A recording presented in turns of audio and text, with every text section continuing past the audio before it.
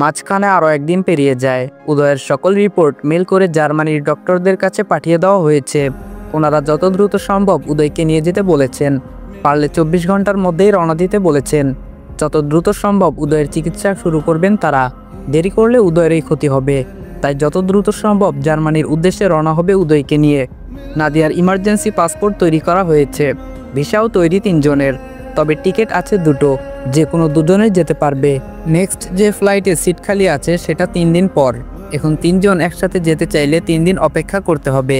আর আজকে গেলে দুজনেই যেতে পারবে। উদয়ের অবস্থা আবার আগের চেয়ে খারাপের দিকে যাচ্ছে। টেনশনে চৌধুরী বাড়ির সকলের ঘুম হারাম। প্রহরের দিনরাত দৌড়াদৌড়ি করতেই কেটে যাচ্ছে। এখন দুপুর 2টা। বহু কষ্টেও আরেকটা সিট জোগাড় করতে পারেনি। 3 দিন অপেক্ষা করলে উদয়ের অবস্থা আরও খারাপের দিকে যাবে। প্রহর একটা সিদ্ধান্ত নেয়। চৌধুরী বাড়ির সবাই এখন হসপিটালে উপস্থিত আছে। সকলকে করিডোরে ডাকে। উদয় ঘুমাচ্ছে এখন। সকলের মুখের দিকে একবার তাকায় প্রহর। তারপর বলে, আজকে জার্মানি যাওয়ার 2টো টিকিট খালি আছে এখনও। ফ্লাইট রাত 12টায়। লোকাল ফ্লাইটে ওঠানামা কষ্ট হয়ে যাবে, তাই লোকাল ফ্লাইট বাতিল। আর নেক্সট যে ফ্লাইটে সিট খালি আছে সেটা 3 দিন পর। 3 দিন অপেক্ষা করলে ব্রো এর অবস্থা আরও ক্রিটিক্যাল হয়ে যাবে। তাই আমি সিদ্ধান্ত নিয়েছি আজকে ব্রোকে নিয়ে জার্মানি রওনা দেওয়ার। এখন যেহেতু টিকিট 2টো আছে, তাই যেতেও হবে দুজনকে। ব্রো আর ভাবি আজকে চলে যাক, 3 দিন পর না হয় আমি যাব। উদয়ের বাবা উমর চৌধুরী বলেন, কিন্তু নাদিয়া কি বুঝতে পারবে সব কিছু? ও ছোট মানুষ, বাইরের দুনিয়ার সম্পর্কে কোনো ধারণা নেই ওর। এক দেশ থেকে অন্য দেশে গিয়ে বুঝতে পারবে না কিছুই। বড় ভাইয়ের সাথে তাল মিলিয়ে উমায়ের চৌধুরী বলেন, ভাইয়া কিন্তু ঠিকই বলেছে। হসপিটালে দৌড়াদৌড়ি, রিপোর্ট আনা নেওয়া করা, কত ঝামেলা থাকে। নাদিয়া তো ওদের ভাষাও বুঝতে পারবে না। উদয় তো সবসময় ওর সাথে থাকবে না যে ও বুঝিয়ে দেবে। নাদিয়াও বলে, আব্বারা ঠিকই বলেছেন ভাইয়া, সত্যি সত্যি কিছু বুঝতে পারবো না আমি, উল্টো আরও ঝামেলায় পড়তে হবে। বাংলাদেশেই কোনো কিছু বুঝতে পারি না, জার্মানি গিয়ে কিভাবে বুঝবো? আপনি যান আপনার ভাইয়ের সাথে। উম্মেহানি চৌধুরী বলেন, আজকে তুই উদয়ের সাথে যা, 3 দিন পর নাদিয়া যাবে। আমরা এখান থেকে এয়ারপোর্টে পৌঁছে দিয়ে আসবো, তুই ওকে ওখান থেকে রিসিভ করে নিস। 3 দিনেরই তো ব্যাপার। প্রহর এসব কিছু ভেবে দেখেছে আগেই, কিন্তু তারপরেও ওর মনে হয়েছে উদয়ের সাথে নাদিয়ার যাওয়াই উচিত। সকলের কথা শোনার পরেও বলে নাদিয়াই যাক উদয়ের সাথে। নাদিয়া সহ সকলেই প্রহরকে অনেক বোঝায়। সকলের কথায় শেষমেশ রাজি হয় প্রহর। উদয় ঘুম থেকে উঠলে ওকে জানাতে হবে। বাড়ির উদ্দেশ্যে রওনা হয় প্রহর।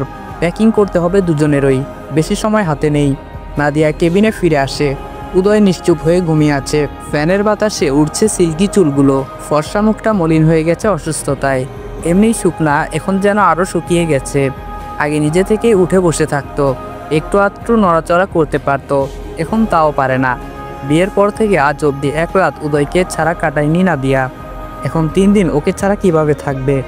না থেকেও উপায় নেই। সব কিছুর আগে উদয়ের সুস্থতা। সুস্থ হয়ে উঠলে যুগ যুগ ধরে একসাথে থাকতে পারবে। সেখানে 3 দিন ছেড়ে থাকা আহামরি কোনো কষ্ট নয়, সহ্য করে নেবে নাদিয়া। 3 দিনই তো, 3 দিন পর তো উদয়ের কাছে যাবেই। নিশ্চুপ হয়ে বসে ঘুমন্ত উদয়ের মুখের দিকে তাকিয়ে রইল। 2 ঘন্টার মধ্যে 2 ভাইয়ের সবকিছু প্যাকিং করে নিয়ে হসপিটালে ফিরে আসে প্রহর। টিকিট কনফার্ম করে দিয়েছে বাড়ি ফেরার পথে। যা যা প্রয়োজন সবই নিয়ে এসেছে। উদয় ঘুম থেকে উঠে থ মেরে বসে আছে বেডে হেলান দিয়ে। ঘুম থেকে উঠছিল না বলে নাদিয়া ডেকে তুলেছে। ওকে জানানো হয়েছে জার্মানি যাওয়ার কথা। সব জানার পর থেকেই থ মেরে বসে আছে। আজকেই যেতে হবে, তাও আবার নাদিয়া যাচ্ছে না।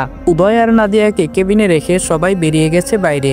উদয় নাদিয়ার দিকে তাকায়। মেয়েটার মুখটা মলিন হয়ে আছে, চোখে মুখে ঘোর অন্ধকার। আগের সেই দুঃখী দুঃখী ভাবটা ফুটে উঠেছে। গতকাল থেকেই নাদিয়ার মুখটা মলিন, এখন আরও মলিন লাগছে। উদয় হাতের ইশারায় নাদিয়াকে কাছে ডাকে। নাদিয়া এগিয়ে গিয়ে বেডে বসে। উদয় ওর শরীর ঘেঁষে বসতে বলে। নাদিয়া তাই করে। উদয় বাম হাতটা উঁচু করে নাদিয়াকে বাহুবন্ধনে আবদ্ধ করে।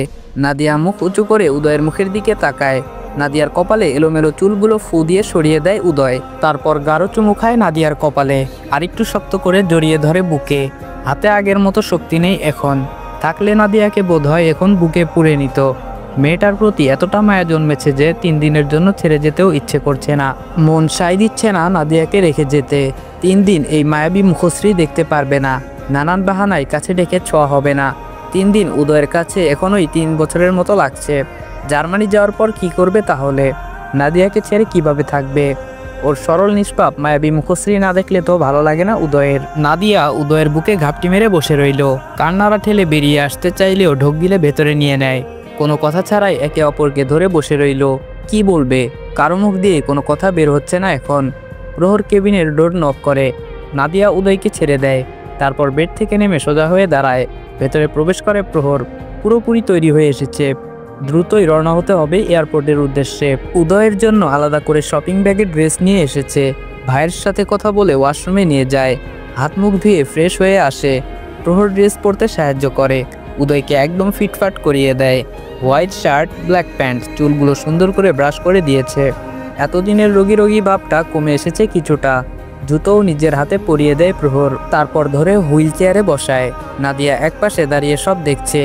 উদয়কে আজকে সুন্দর লাগছে দেখতে, সাদা কালো আর নীল রঙের ড্রেস পরলে অসম্ভব রকমের সুন্দর দেখায়। নাদিয়ার নজর আটকায় তখন উদয়ের দিকে। আজকেও তার ব্যতিক্রম কিছু হয়নি, লোকটা আসলেই মারাত্মক সুন্দর। কেবিন থেকে বেরিয়ে আসে তিনজন। উদয় বাড়ির সকলের সাথে কথা বলে, সবাই অনেক দোয়া করে উদয়ের জন্য। তারপর থেকে পুরোটা সময় উদয় চুপ থাকে। হসপিটাল থেকে বের করে নিয়ে আসা হয়, সবাই এয়ারপোর্টে যাবে উদয়কে বিদায় জানাতে।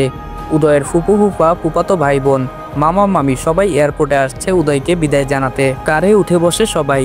উদয়ের পাশে নাদিয়া বসে, অন্য পাশে উম্মেহানি চৌধুরী। মায়ের কাঁধে মাথা রেখে চোখ বন্ধ করে নেয় উদয়। আগেরবার যখন গিয়েছিল তখন সাথে উম্মেহানি চৌধুরী আর প্রহর ছিল শুধু। এবার আর মা যাবে না, কতগুলো দিন মায়ের সাথে দেখা হবে না, সামনে দাঁড়িয়ে কথা বলতে পারবে না কতগুলো দিন। সকলেই এয়ারপোর্টে এসে পৌঁছায়। প্রায় 6টা বেজে গেছে। উদয়কে ধরে হুইল চেয়ারে বসানো হয়, তারপর এগিয়ে যায় ভেতরের দিকে। গেটের কাছে আসতে একজন সকল পেপারস নিয়ে হাজির হয় প্রহরের সামনে। পেপারস রেখে পাওনা পরিশোধ করে দেয় প্রহর। ইমিগ্রেশনের আগে সকলের কাছ থেকে বিদায় নেয় উদয়। মা বাবা, ছোট চাচ্চু সকলকে জড়িয়ে ধরে। আরও যারা আছে তাদের কাছ থেকেও বিদায় নেয়। সকলের কাছ থেকে বিদায় নিলেও একপাশে দাঁড়িয়ে থাকা নাদিয়ার কাছ থেকে বিদায় নেয় না। উদয় চোখ তুলে নাদিয়ার দিকে তাকায়। মেয়েটার মুখে অমাবস্যার ঘুটঘুটে অন্ধকার নেমে এসেছে। যাওয়ার আগে নাদিয়াকে জড়িয়ে ধরতে ইচ্ছে জাগলো। বাড়ির সকলের সামনে নাদিয়াকে জড়িয়ে ধরা বা ওকে কিছু বলা, তাতেও লজ্জা পাচ্ছে উদয়। আশেপাশে আরও কত মানুষজন দাঁড়িয়ে আছে। সময় পেরিয়ে যাচ্ছে, ভেতরে প্রবেশ করতে হবে। লাস্ট একবার সকলের কাছ থেকে বিদায় নেয়। প্রহর সুটকেস ট্রলির উপর রেখে এক হাতে হুইল চেয়ার, অন্য হাতে ট্রলি ধরে সামনে আগায়। পেছনের সবাই কান্নায় ভেঙে পড়ে। উদয়ের চোখেও পানি চিকচিক করছে। প্রহরও তার ব্যতিক্রম নয়। নাদিয়া চাতক পাখির মতো তাকিয়ে দেখছে দুজনের চলে যাওয়া। নাদিয়ার বুকের ভেতর কেমন অসহ্য যন্ত্রণা হচ্ছে। এত কষ্ট বোধ হয় এর আগে কোনোদিন হয়নি। না, হয়েছে তো। উদয়ের ওই দিন অসুস্থতায় নাদিয়া এর থেকেও বেশি কষ্ট হচ্ছিল, যন্ত্রণা হচ্ছিল বুকে। আজকেও হচ্ছে। উদয় কি একবার পেছনে ফিরে তাকাবে না? উদয় হুইল চেয়ার থামিয়ে দেয়। ভালোবাসলে এত লজ্জা পেলে চলবে না, ভালোবাসলে একটু নির্লজ্জ হতে হয়। একটু নির্লজ্জ হলে সমস্যা নেই। ঘাড় ঘুরিয়ে পেছনে তাকায়, ডাকে নাদিয়ার নাম ধরে। উদয়ের ডাক শুনে আশেপাশে অনেকেই তাকায় ওর দিকে। কেউ কেউ আবার নাদিয়া নামের মেয়েটাকে খুঁজছে। নাদিয়াকে এগিয়ে আসতে না দেখে উদয় আবার ডাকে। উষা নাদিয়াকে ঠেলে উদয়ের দিকে পাঠিয়ে দেয়। নাদিয়া এগিয়ে গিয়ে উদয়ের সামনে দাঁড়ায়। উদয় বলে, একটু হাঁটু গেড়ে বসো। নাদিয়া তাই করে, হাঁটু গেড়ে বসে উদয়ের সামনে। উদয় নাদিয়াকে চেপে ধরে বুকে। নাদিয়াও শক্ত করে 2 হাতে জড়িয়ে ধরে ফুপিয়ে ওঠে মৃদু শব্দে। উদয় বুঝতে পারে নাদিয়া কেঁদে দিয়েছে। মেয়েটা কাঁদে না খুব সহজে। এতক্ষণ নিজেকে ধরে রাখলেও উদয়ের ভালোবাসার ছোঁয়ায় আর ধরে রাখতে পারেনি। বরফের ন্যায় গলে গেছে মেয়েটা। আশেপাশে অনেকেই তাকিয়ে আছে উদয় আর নাদিয়ার দিকে। নাদিয়ার মাথার সাথে নিজের গাল ঠেকিয়ে রাখে উদয়। এখন মোটেও নাদিয়াকে ছাড়তে ইচ্ছে করছে না, ইচ্ছে করছে এভাবে জড়িয়ে ধরে রাখতে। চৌধুরী বাড়ির সবাই তাকিয়ে দেখছে দুজনকে। যেই ছেলে বিয়ের পর বলল নাদিয়া আমার চোখের সামনে যেন না আসে, ওকে আমার ধারে কাছেও যেন না দেখি। নাদিয়াকে দেখলেই কিভাবে তাকাতো, ধমক দিয়ে উঠতো কথায় কথায়। সেই ছেলেই মুখ থুবড়ে পড়েছে নাদিয়ার মায়ায়। এত তাড়াতাড়ি দুজনের মাঝে এত গভীর ভালোবাসা তৈরি হবে ভাবেনি কেউ। বিশেষ করে উদয়ের দিক থেকে এত তাড়াতাড়ি ভালোবাসা ছিল অকল্পনীয়, তাও এত গভীরভাবে। উদয় নাদিয়াকে ছেড়ে দেয়, মৃদু শব্দে ডাকে নাদিয়ার নাম ধরে। বুক থেকে মুখ তুলে তাকায় নাদিয়া। উদয় নিজেই হাতের টিস্যু দিয়ে নাদিয়ার গাল মুছিয়ে দেয়। তারপর টিস্যুটা কোলের উপর রেখে নাদিয়ার গালে হাত রাখে। ঢোক গিলে নিয়ে আস্তে আস্তে বলে, নিজের খেয়াল রাখবে, ঠিক মতো খাওয়া দাওয়া করবে, কান্নাকাটি করবে না একদম, রাতে ঘুমাবে ঠিক মতো, আমার জন্য একদম টেনশন করবে না, প্রহর আছে তো আমার সাথে, নিজের যত্ন নিও।